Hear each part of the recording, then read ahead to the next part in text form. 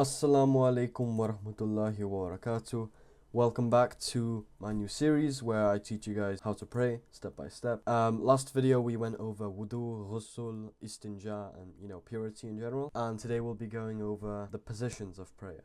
Alright, so first of all, in each rakah or unit of prayer, which I discussed in the first video, if you've not watched it, please do. But yeah, in each unit of prayer, we go through a specific sequence of position while saying specific things in Arabic in each position. So yeah, when you move from one position to another, we say Allahu Akbar, and this means God is greater. People say it means God is greatest, and I guess it kind of does, but the actual literal translation is that God is greater, because it means God is greater than everything that you could think of. And yeah, there is one exception to this that I'll mention later. So in one of the movements, you don't say Allahu Akbar, you say something else, and I'll mention that in a moment. Yeah, before you pray, you have to make sure that you have wudu and ghusl. Again, I went over this in the previous video. And yeah, you start by standing up, making sure that you're facing towards Mecca, right? So this direction is called the Qibla.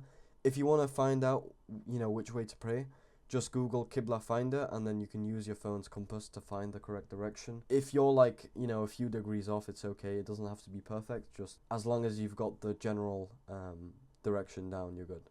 And yeah, ensure that you're praying on a clean surface. So you can use a prayer mat.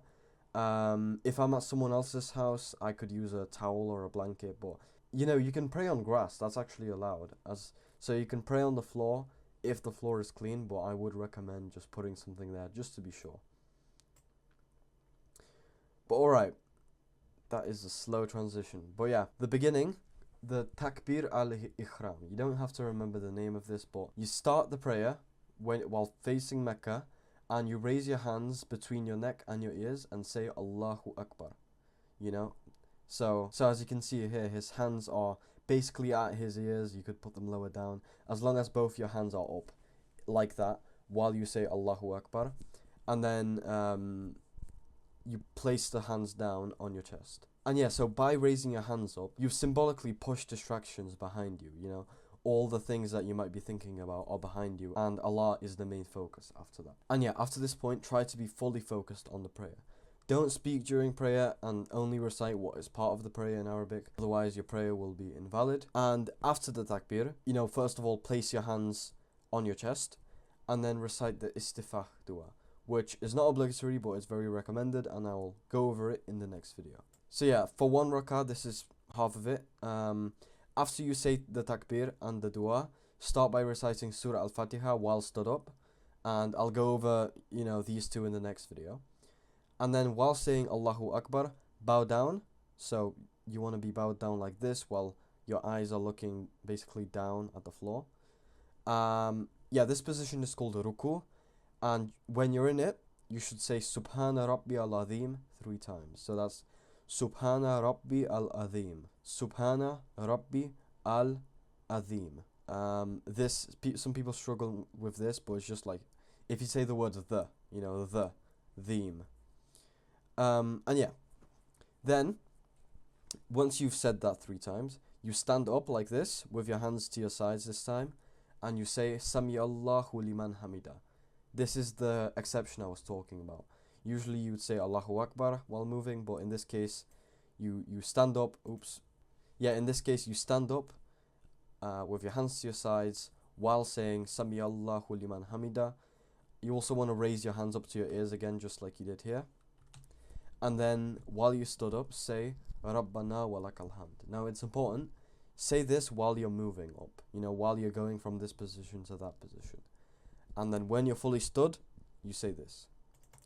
But after that, once you've said Rabbana wa lakal hamd, you go down into prostration, which is called Sujud. Again, while saying Allahu Akbar. Every time you move, you say Allahu Akbar. And yeah, when you're on Sujud, make sure that your forehead, your nose, your hands, and your knees are touching the floor. So as you can see here, his hands, his knees are on the floor. Now, he's doing it a bit wrong here in this picture, because his forearms are touching the floor. His face isn't touching the floor. This is wrong. You have to make sure that your face is on the floor. And yeah, while you're in this position, you say Subhana Rabbi Allah. Okay? I struggle with this pronunciation. It's something like Subhana Rabbi Ala'la or something like that.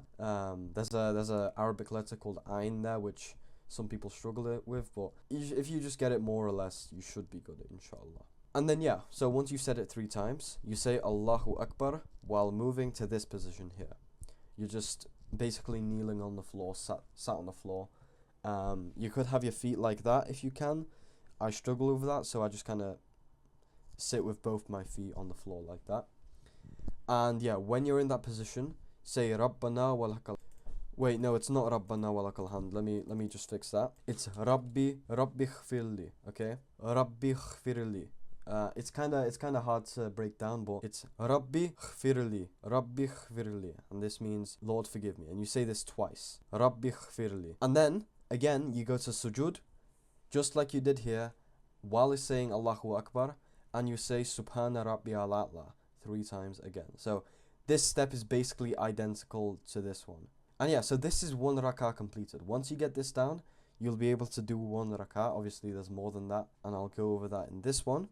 Yeah, what I told you is not the whole prayer. It's just the beginning of the prayer and 1 rak'ah. There's a lot more to go. In the upcoming videos, I'll go over the istighfar dua, you know, what you say at the start of the prayer, and Surah Al-Fatiha, what you must say while standing in each rak'ah. I'll also go over what you say after the 2nd rak'ah and after the 3rd and 4th rak'ah. So basically, after every 2nd rak'ah, there's something you need to say while you're sat down. And at the final rak'ah, there's things you need to say to finish the prayer. That's why I said 4th or 3rd. Because remember, Maghrib only has 3 rak'ah. So the last bit would happen after the 3rd, but usually it would happen after the 4th. Or if it's Fajr, you know, you'd say the finishing bit after the 2nd rak'ah as well, because Fajr is only 2 rak'ahs long, if you remember from the first video. And yeah, that's everything. I really hope that you guys understood everything in this video. Please make sure that you watch the previous ones if you haven't, just so you've got everything you know, memorized. And yeah, stay tuned for the next video, and may Allah bless you all. Assalamu alaykum wa rahmatullahi wa barakatuh.